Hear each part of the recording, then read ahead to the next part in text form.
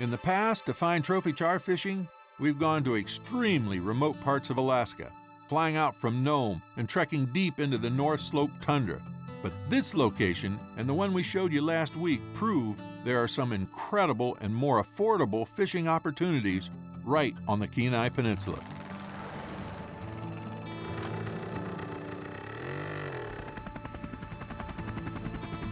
You know, it makes sense from an infrastructure standpoint. If you're a remote lodge, you have to fly employees out there, you have to fly food out there, you have to feed the people, which was one of the things I wrestled with when I first opened my lodge 17 years ago. And you're on the Kenai Peninsula, there's a Safeway and a Fred Meyer's 8 miles from the lodge.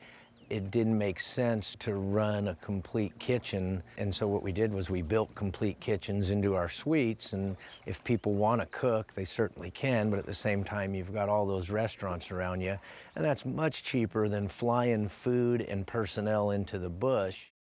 So the Kenai Peninsula may have more affordable options when it comes to planning a trip, mainly because it's more commercially developed.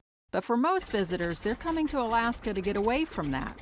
Well, that's where float planes come in. Certainly you can come up and fish the Kenai River and halibut fish, and those fisheries are a little less expensive because when you start turning those big motors, there's a lot of fuel getting burned and that becomes a more expensive thing. But being able to fly really opens up your options. And like right now, this particular week we're in, they just now reopened the Kenai to catch and release only for kings.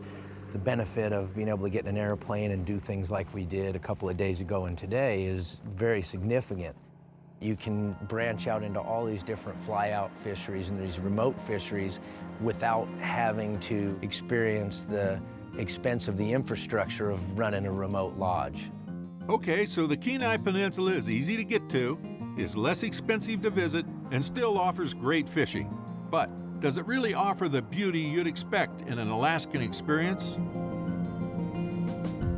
So what I like to do on an ultimate expedition is a flight seeing itinerary that takes us over some mountain wilderness and glaciers and brown bears or moose or goats or sheep, depending on, where we're fishing on that given day. If we have some good stops and have some good catch and release fishing on the pike and grayling and lake trout and char, or maybe some rainbows, that's always an added benefit.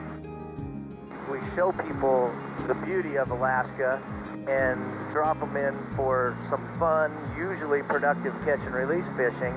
But if the fishing doesn't pan out as good as you hoped, it's not a tragedy because the people really came on the trip for the experience, which almost always is priceless.